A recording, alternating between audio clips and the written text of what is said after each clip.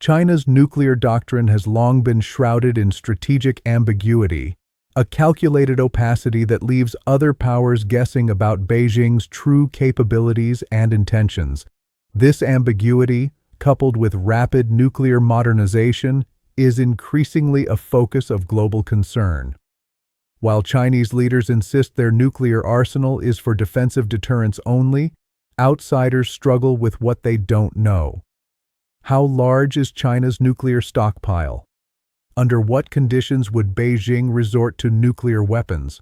Could misreading China's opaque signals trigger a catastrophic miscalculation? In an era of rising geopolitical tensions, especially involving the United States and India, these questions take on urgent significance. This report explores the evolution of China's nuclear strategy, from its historical doctrine of no first use to its ongoing arsenal expansion, and assesses how limited transparency and doctrinal ambiguities could heighten the risk of nuclear escalation. The world cannot afford to misinterpret China's nuclear posture, because what it doesn't know could start a war.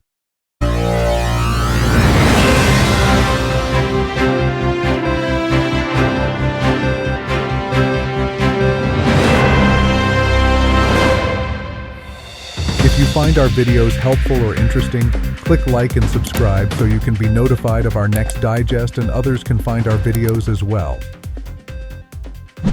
China's journey as a nuclear-armed state began in October 1964, when it conducted its first atomic test amid the Cold War. On the very day of that test, Beijing declared a policy of no first use, NFU, pledging it would never be the first to use nuclear weapons under any circumstances.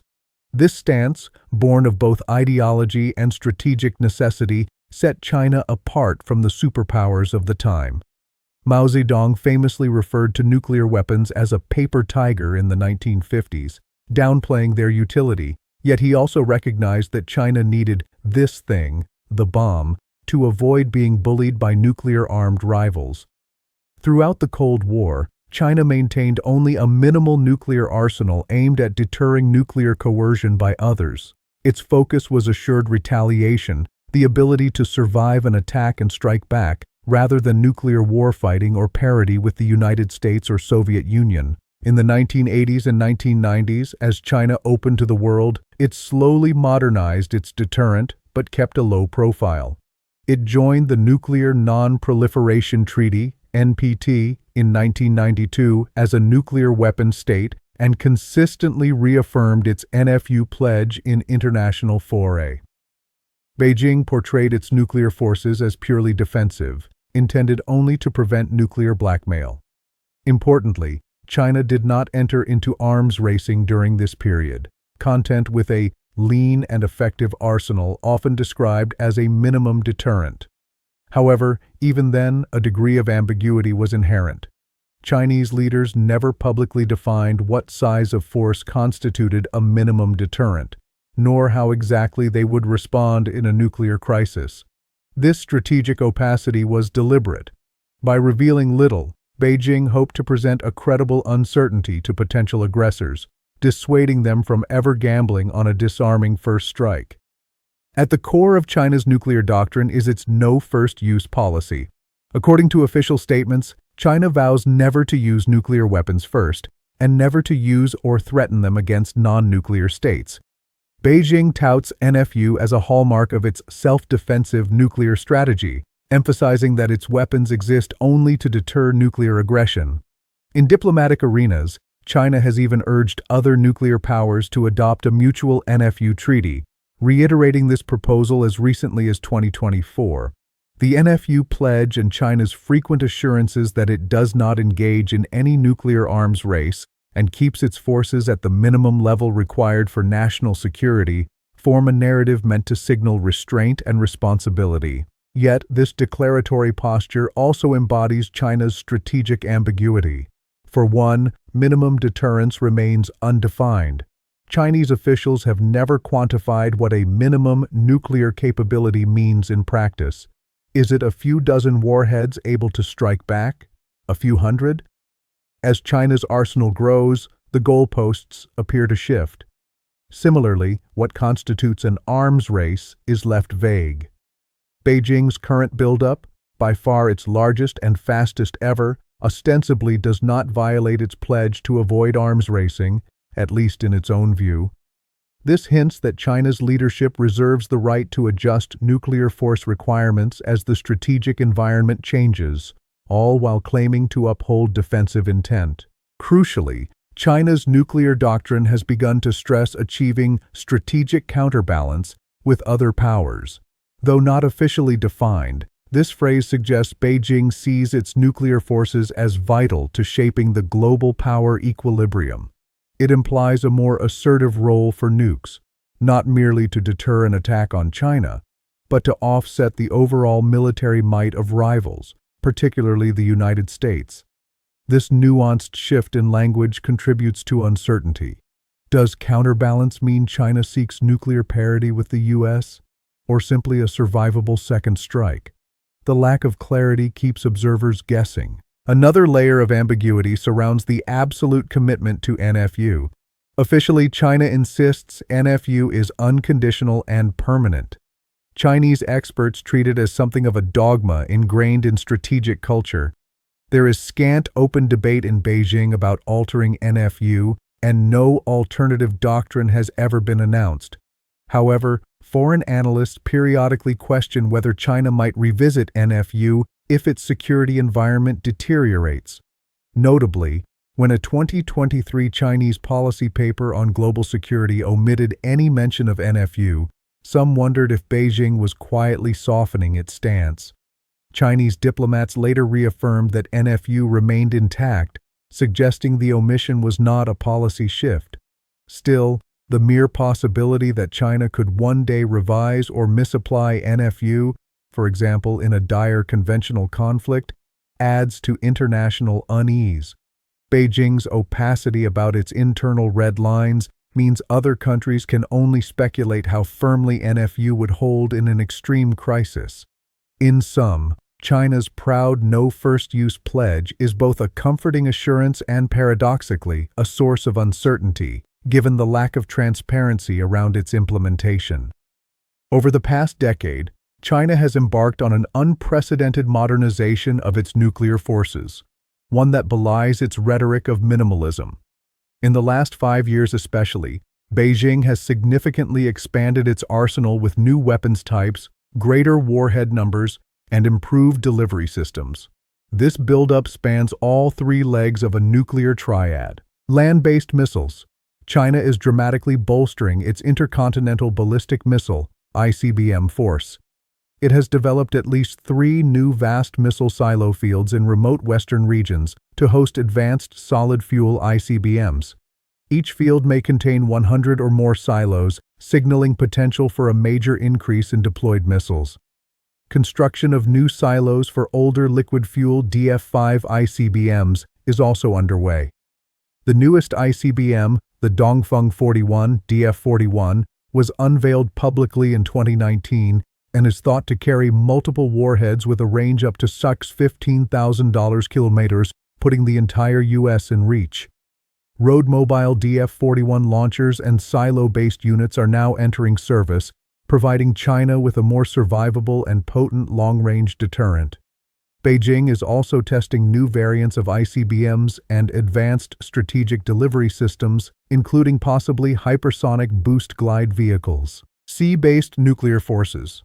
The People's Liberation Army Navy, PLAN, operates a growing fleet of nuclear ballistic missile submarines, SSBNs, to ensure a second strike capability at sea. 6 Jin-class, Type 094 SSBNs are in service, each armed with 12 submarine-launched ballistic missiles, SLBMs. Initially, these subs carried the JL-2 missile, range on 7,200 kilometers, which could threaten regional targets but not the U.S. mainland unless the sub ventured deep into the Pacific. Now China is refitting its Jin-class subs with the longer-range JL-3 SLBM, reported to reach roughly 10,000 kilometers.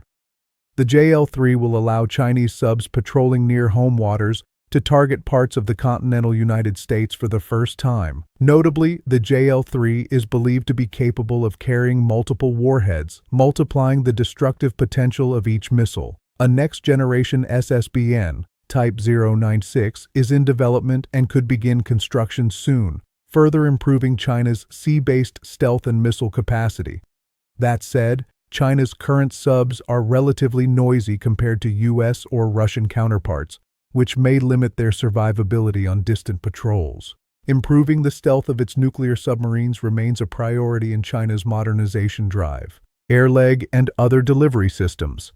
After decades of keeping its bomber force out of the nuclear role, China appears to be renuclearizing its air leg. The PLA Air Force has assigned an operational nuclear mission to some long-range bombers, specifically the H-6N, which can carry a new air-launched ballistic missile, ALBM, believed to be nuclear-capable. This development effectively gives China a triad, land, sea, and air-based nuclear delivery, for the first time in its history. The nuclear-capable ALBM, suspected designation CHASX-13, could extend the reach of China's deterrent and provide flexible strike options. Meanwhile, China continues to advance hypersonic glide vehicles, which can travel at extreme speeds and maneuver unpredictably. In July 2021, Beijing startled U.S. intelligence by testing a nuclear-capable hypersonic boost glide vehicle that was lofted into orbit and circled the globe before re-entering the atmosphere and striking near its target. This fractional orbital bombardment test demonstrated a potential capability to attack from unexpected vectors, evading traditional early warning systems. Although China downplayed the experiment as a routine spacecraft test, the prospect of hypersonic weapons in its arsenal adds a worrisome cutting edge to the nuclear force. Another notable aspect of China's modernization is the introduction of dual-capable missiles, systems deployable with either conventional or nuclear warheads. The prime example is the Dongfeng 26, DF-26, intermediate-range ballistic missile, which China has fielded in increasing numbers. The DF-26 has multiple variants, including an anti-ship version, and a range of about 4,000 kilometers, covering U.S. bases in Asia or targets as far as India.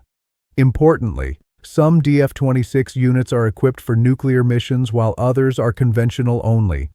The PLA rocket force has even practiced rapidly swapping a DF-26's warhead in the field, potentially switching from conventional to nuclear configuration on short notice. This kind of conventional nuclear entanglement represents a new level of ambiguity in China's force posture. Overall, the scale and speed of China's nuclear buildup are remarkable.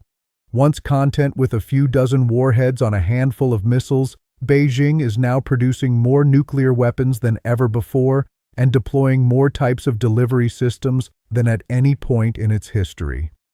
Analysts note that this is among the largest and most rapid modernization campaigns of any nuclear-armed state. The exact motivations are debated.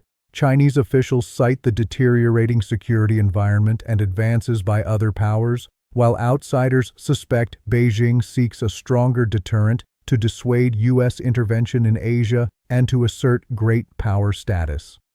Whatever the intent, China's strategic forces circa 2025 look very different from a decade prior. Estimating China's current nuclear capabilities is challenging due to intentional secrecy, but some outlines can be discerned. As of 2024-2025, the Chinese nuclear stockpile is believed to comprise on the order of 600 warheads available for deployment on ballistic missiles and bombers. This marks a sharp increase from an estimated 290 warheads in 2019. The U.S. Department of Defense reported that China had surpassed 600 operational warheads by mid-2024. However, it is crucial to note that Chinese warheads are not kept mated on missiles at all times in the same operational sense as U.S. or Russian warheads. Instead, China keeps nearly all nuclear warheads in storage separate from their delivery systems during peacetime. The warheads are held at secure central and regional depots, including a major underground facility in the Qinling Mountains, and would be mobilized and mounted to missiles only when higher alert levels are activated. This peacetime posture reflects China's doctrinal emphasis on avoiding hair-trigger readiness.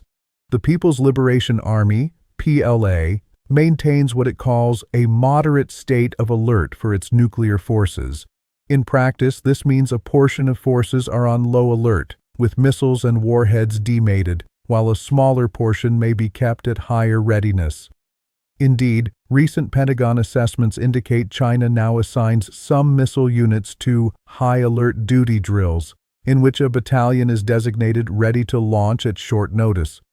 This suggests a shift toward a dual-track readiness, most forces off alert, but a rotating subset capable of rapid reaction.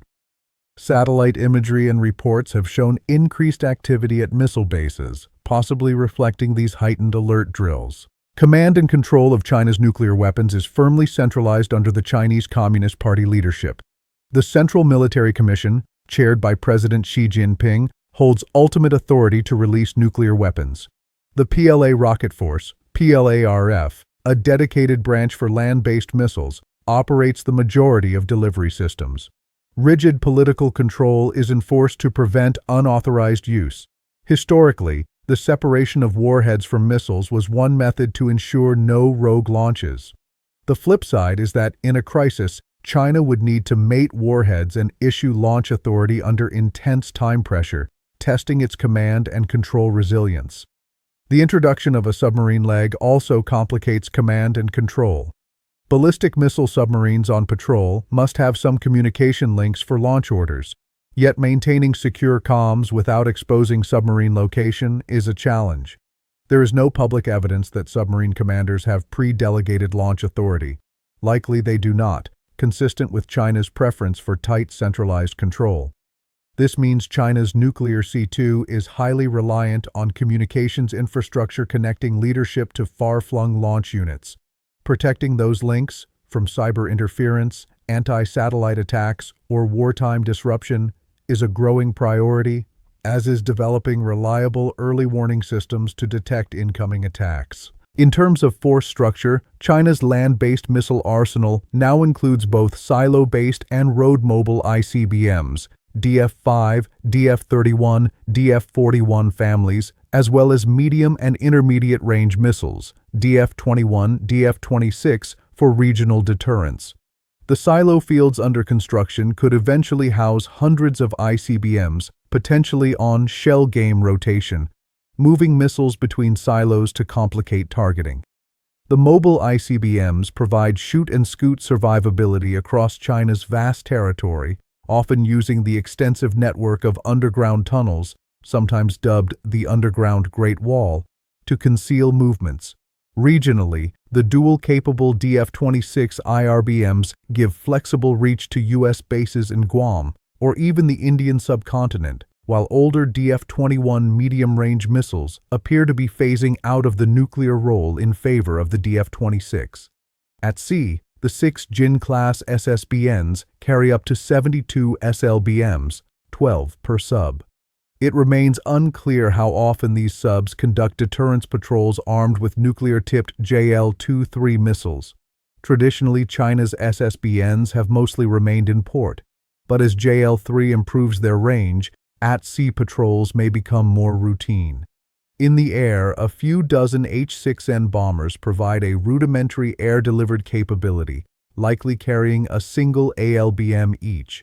China is also developing a next-generation strategic bomber, H-20 stealth bomber, which could be nuclear-capable in the future, further strengthening the air leg. Notably, even as China's arsenal grows, it continues to keep outside observers guessing about key metrics and intentions. Beijing has never publicly disclosed the number of nuclear warheads it possesses or the number of missiles and submarines in its force. This lack of transparency extends to its fissile material stockpiles and production. By keeping such data secret, China likely aims to avoid giving adversaries targeting information and to enhance deterrence through uncertainty. However, it also means foreign governments rely on estimates and worst-case assumptions. The Pentagon projects that China's warhead stockpile will exceed 1,000 by 2030, more than doubling in a few years. Some earlier U.S. estimates even posited 1,500 warheads by 2035 if China's buildup continues apace. Beijing has not confirmed or denied these projections, sticking to generic statements about maintaining minimum requirements. The opacity around China's future force size and alert status thus becomes a wild card. Other nuclear powers must plan for the possibility that China's capabilities could expand significantly, even if Beijing's official stance is that it does not engage in arms races. China's deliberate policy of secrecy and ambiguity in nuclear matters, while perhaps serving its deterrence objectives, carries serious risks. The most acute danger is that limited transparency can lead to misunderstanding or worst-case assumptions, especially during crises. When military rivals do not have clear insight into each other's doctrines or red lines, they are more prone to misinterpret signals and actions. Unfortunately, China today has minimal dedicated communication mechanisms with the other major nuclear powers to manage such risks. Unlike the US and Russia, which built hotlines, regular arms control dialogues, and data exchanges during the Cold War, China has historically been reluctant to engage in bilateral nuclear confidence building. There is no US-China arms control treaty or formal transparency regime. Even high-level military-to-military talks have been sporadic. With India, China has virtually no direct nuclear dialogue at all. This communication gap means that in a fast-moving conflict, Beijing, Washington, and New Delhi could be essentially guessing at each other's intentions. One major area of concern is the conventional nuclear entanglement of forces, a situation made more likely by China's dual-capable weapons. If a crisis or war erupts, Chinese missiles that can carry either nuclear or conventional warheads would pose a vexing ambiguity.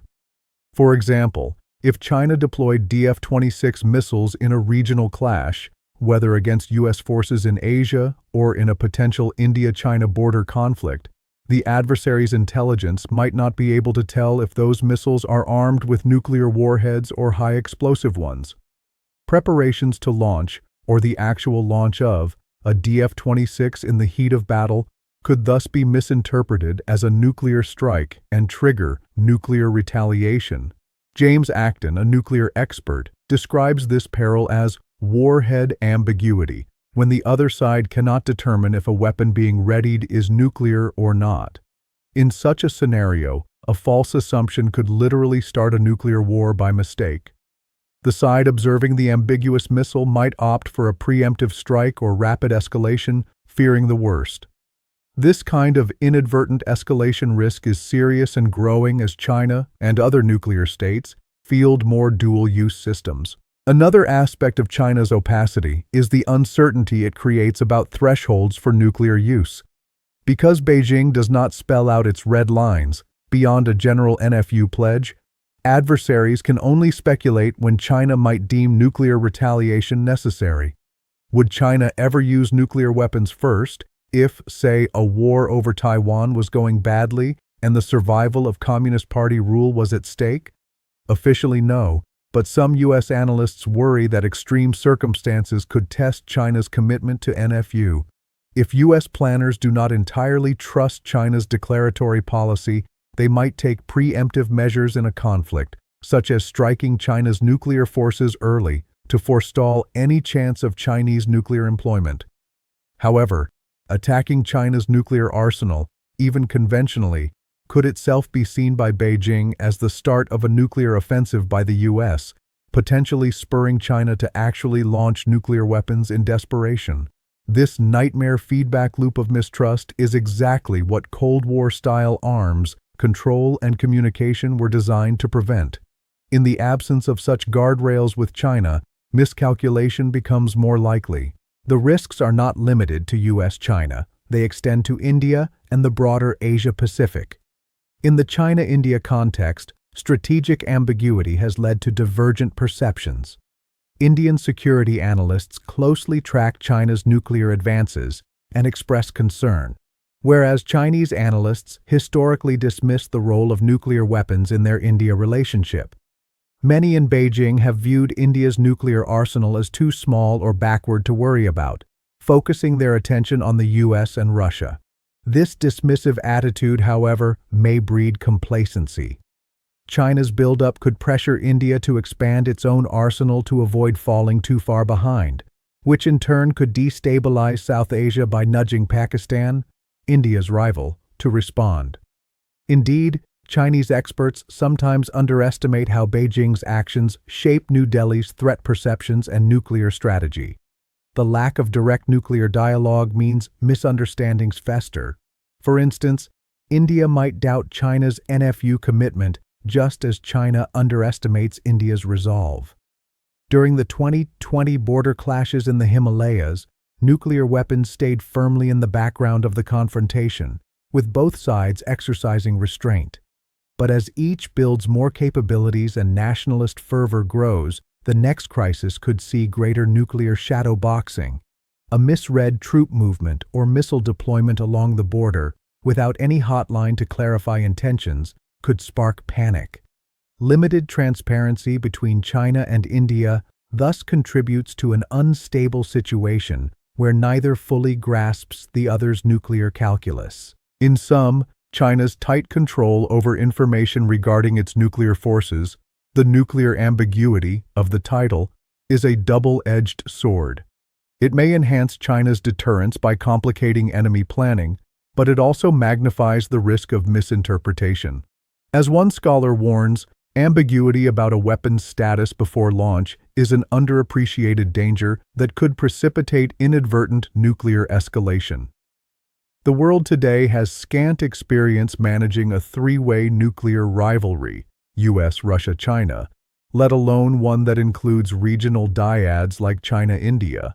The communication and transparency gap increases the chance that what one side doesn't know, or misunderstands, about the other could be the spark that ignites a nuclear exchange. How might China's strategic ambiguity actually trigger a nuclear exchange? Several hypothetical scenarios illustrate the pathways to disaster if miscalculation occurs. Taiwan Strait crisis, crossing the nuclear threshold. The most likely flashpoint for a US-China military conflict is Taiwan. In a severe Taiwan crisis or war, nuclear escalation risk looms in the background for both sides.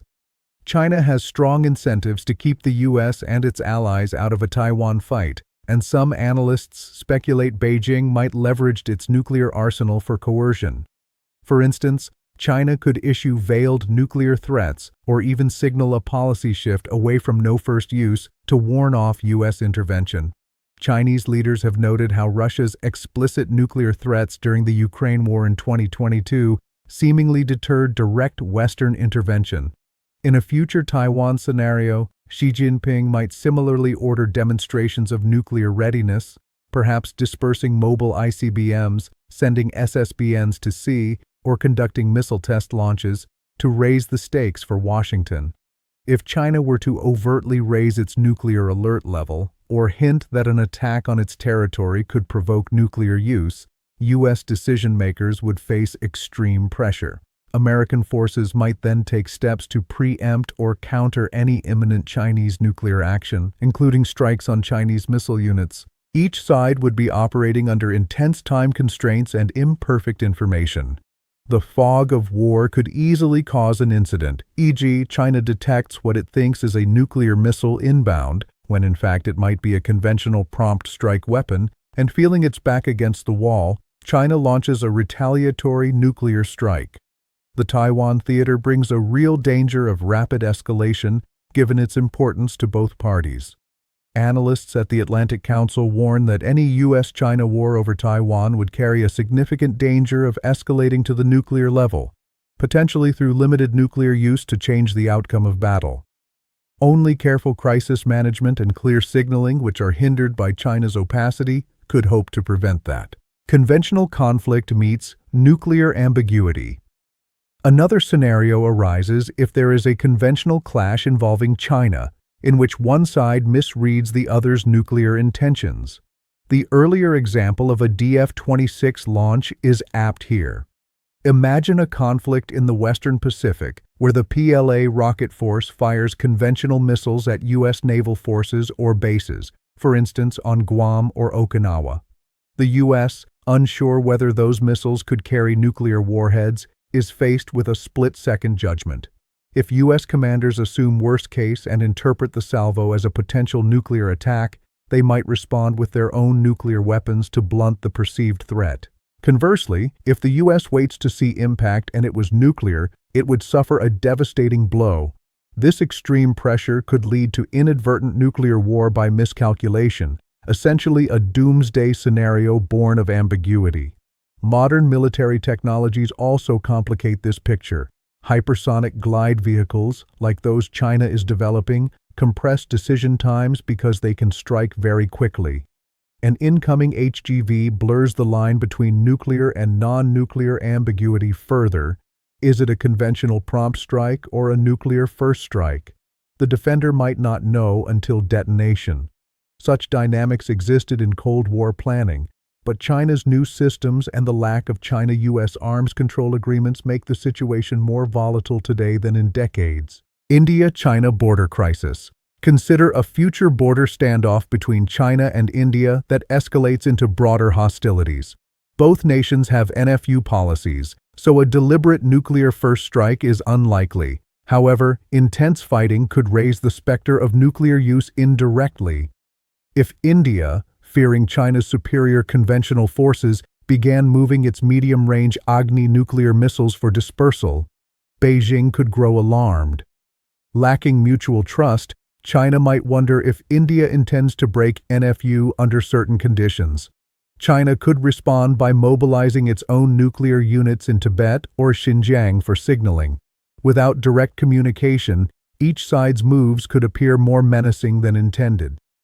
There is also a triangular dimension.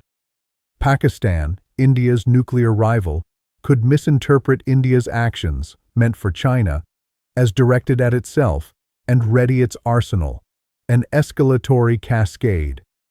A relatively contained border war could thus activate nuclear alerts on three fronts. Even if no side wanted nuclear war, the chance of a mistake or technical accident grows exponentially once weapons are cocked and loaded in a crisis. The absence of China-India nuclear hotlines or regular strategic dialogue means there is no reliable channel to diffuse such a misunderstanding in real time. As one Carnegie study notes, Chinese experts often downplay the risk of nuclear escalation with India, assuming both sides will act cautiously.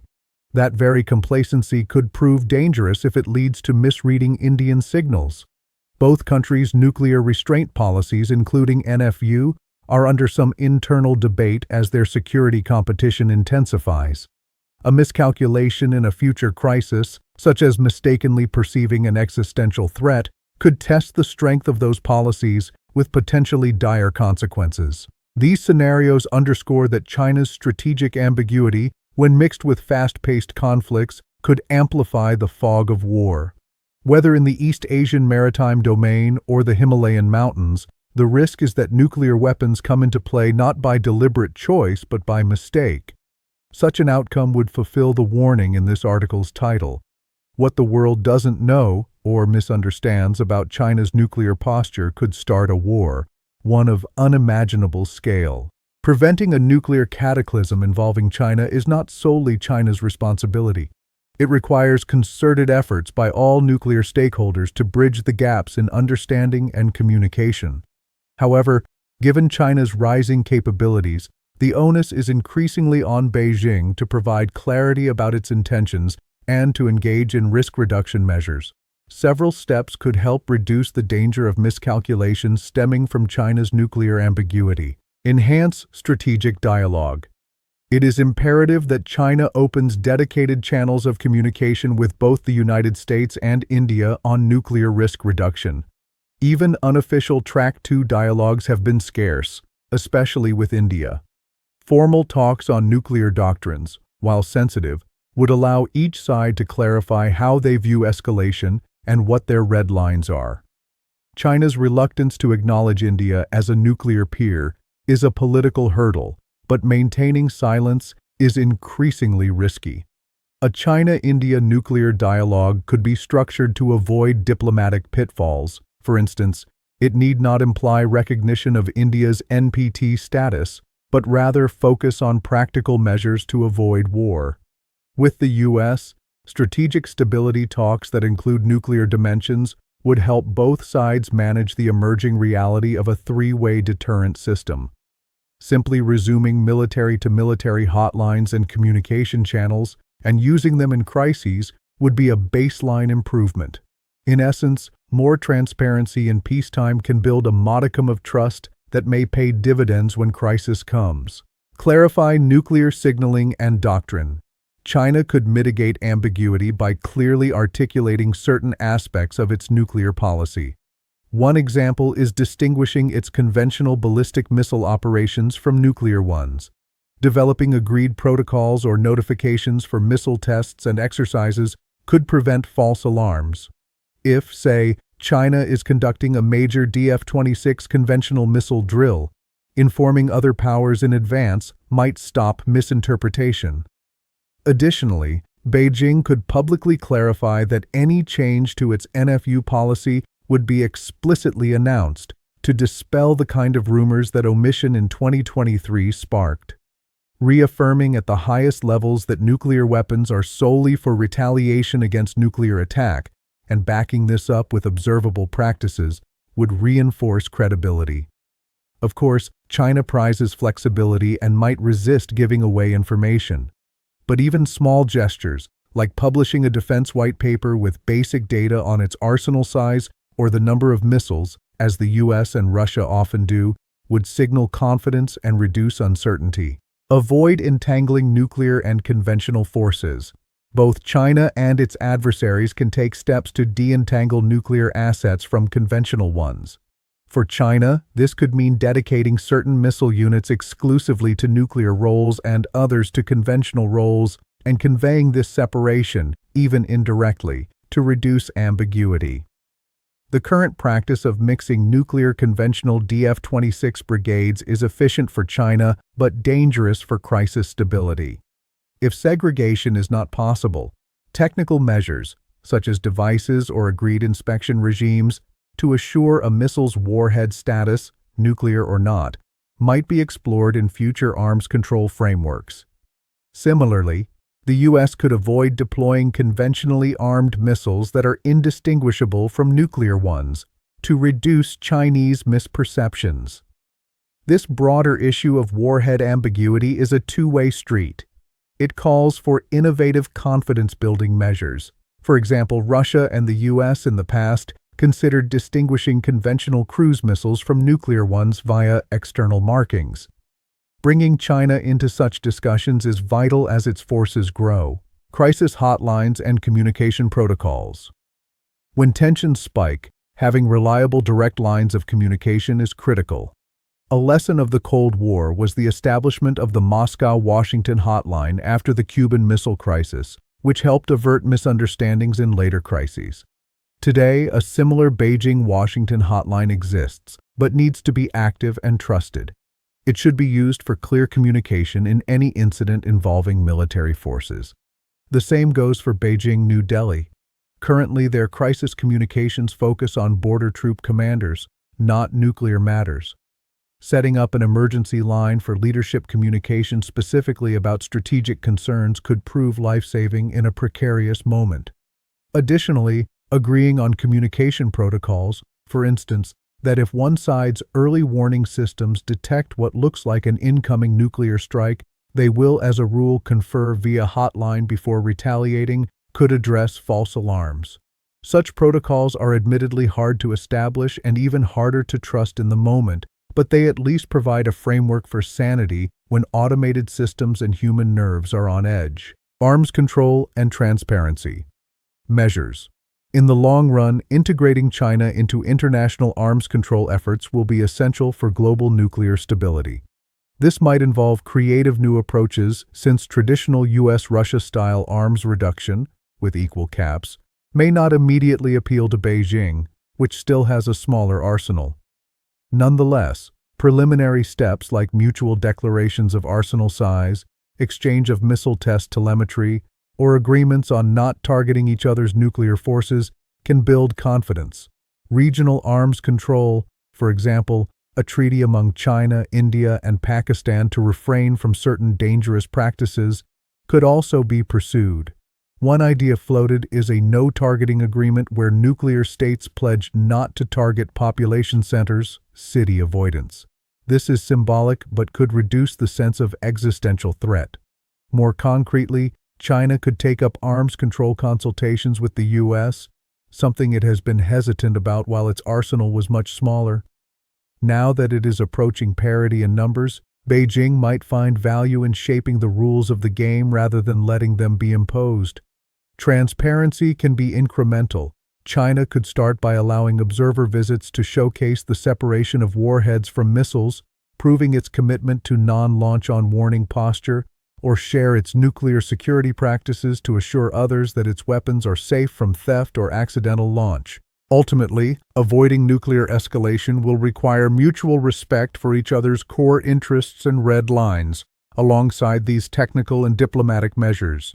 The US, China, and India, and Russia, which is also a factor in Asia, need to better understand how each perceives nuclear use and what each considers unacceptable. Miscommunication in this realm could be fatal. The goal should be to move away from strategic ambiguity where it is dangerous. For example, no side should be guessing whether the other is about to go nuclear. Instead, through dialogue and confidence building, there should be a shared understanding that nuclear weapons are truly last resort deterrents, not tools for coercion in a conventional war. If China's nuclear doctrine remains analytically neutral and defensive as it claims, Beijing has a strong case to make that clearer to the world. China's nuclear strategy today sits at a crossroads of consistency and change. The historical constants, no first use, a posture of assured retaliation, and a rhetoric of minimal deterrence, provide some reassurance that Beijing does not seek nuclear war nor domination. However, the rapid modernization and expansion of China's nuclear arsenal introduce new uncertainties that the world has not previously had to confront with China. Beijing's nuclear ambiguity, its tight control over information and its mixing of nuclear with advanced conventional capabilities, is a calculated gamble that enough uncertainty will deter aggression. Yet that same ambiguity could backfire disastrously by leading an adversary to imagine the worst and act on mistaken beliefs. In a nuclear standoff, perception is reality, and misperception can be lethal. What the world doesn't know about China's nuclear forces indeed could start a war, if mistrust and worst-case thinking fill the void of uncertainty. The risk is heightened by the geopolitical friction between China and other powers. The US-China strategic rivalry is deepening, and each side is wary of the other's intentions, while India-China relations have grown more fraught with border clashes and aligning of alliances. These conditions make open communication about nuclear matters both more difficult and more necessary than ever. Avoiding a nuclear catastrophe will depend on pragmatic steps to reduce misunderstanding, from dialogues and hotlines to possible arms control understandings that include China as a full participant. For its part, China faces a choice: continue expanding its nuclear forces behind a veil of ambiguity, or embrace a degree of transparency and engagement to stabilize great power nuclear relations. The coming years will reveal which path Beijing takes. The world will be watching closely, hoping that increased capabilities are matched by increased clarity. In the nuclear realm, ambiguity can be deadly. Ensuring that China's nuclear doctrine is understood, by friend and foe alike, may well be a prerequisite for peace in the 21st century. The stakes could not be higher, for in the nuclear age, what we don't know can hurt us.